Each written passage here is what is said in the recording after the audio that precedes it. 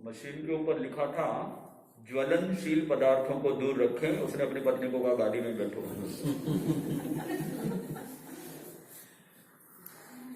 तो बात अपनी शुरू कर रहा हूं कि तनाव एक ज्वलंत समस्या, कारण और निवारण।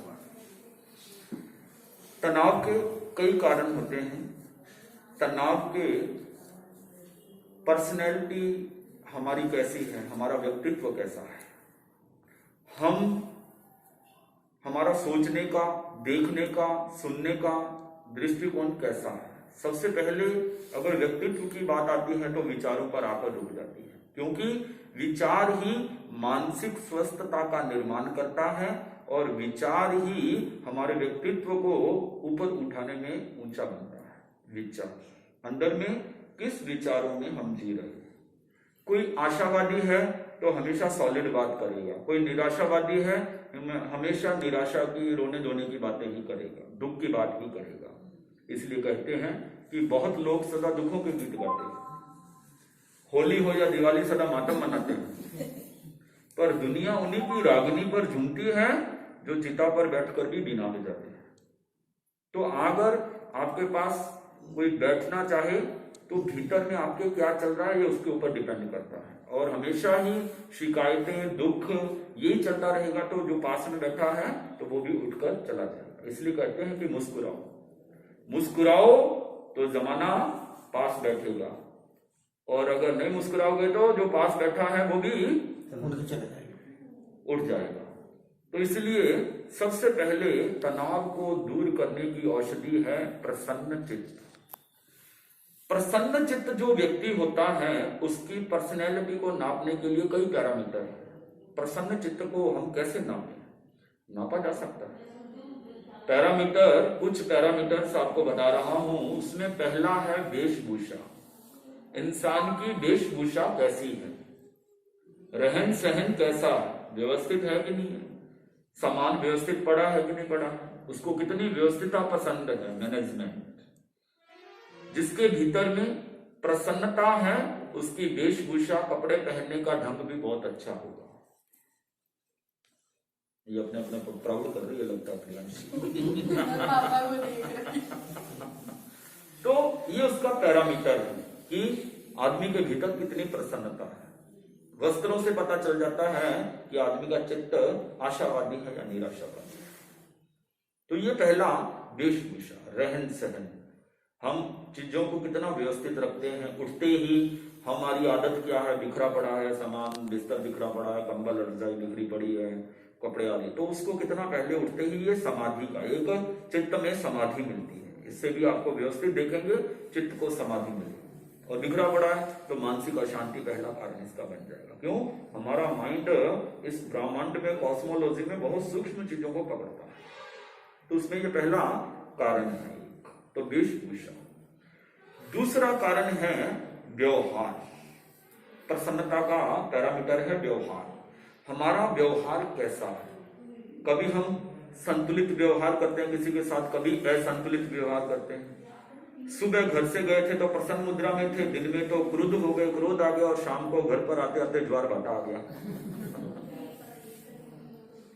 तो ये संतुलित और असंतुलित व्यवहार।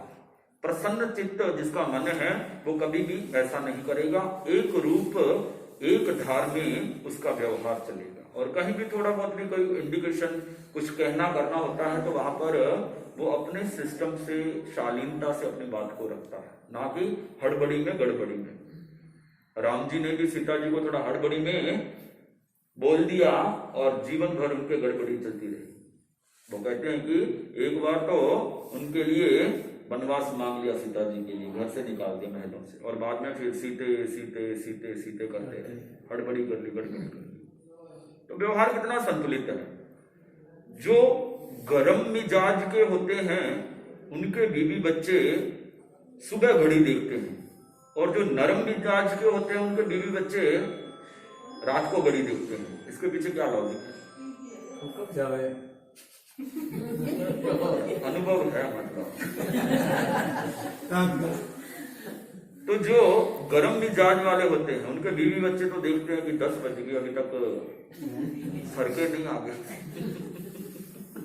जो नरम मिजाज वाले होते हैं वो जैसे ही सूर्यास्त होगा 8 बजे में देख रहे पप्पू तेरा पापा नहीं आया। फर्क होता है कि व्यवहार कैसा है। बहुत लाइक करते हैं, आप कितनी कितनी बड़ी बातें करके आए हो, आप कितना धन कमा के आए हो, वो दोनों बात करते हैं, परंतु आपका अपनों के साथ में कैसा व्यवहार। इसीलिए कहते हैं नफरत को इतना भी मत लंबाइए कि कोई आपके बिना जीना सीखे। अपने मन को हमेशा बैलेंस में रखें, बाहर की बातों को बाहर फैला रख के आए, समस्याओं का जो थैला है उसको बाहर ही रख के आए, अंदर मत लेके आए। घर के अंदर जो भी किसी के साथ माथा बची हुई, कचकच हुई, बहुत तो लोगों के साथ होती है, बहुत ऊंची नीचे बातें होती हैं, बहुत प्रॉफिट लॉस की बातें होती हैं, उसको अंदर मत लाएं। वो जिंदगी अलग है, ये आपकी जिंदगी अलग है। इसलिए दोनों के साथ में बैलेंस बिठा कर रखें। आदमी बाहर में कोई अपमान हो गया तो घर पर आकर अपने ऊपर गुस्सा निकाल देगा सारा।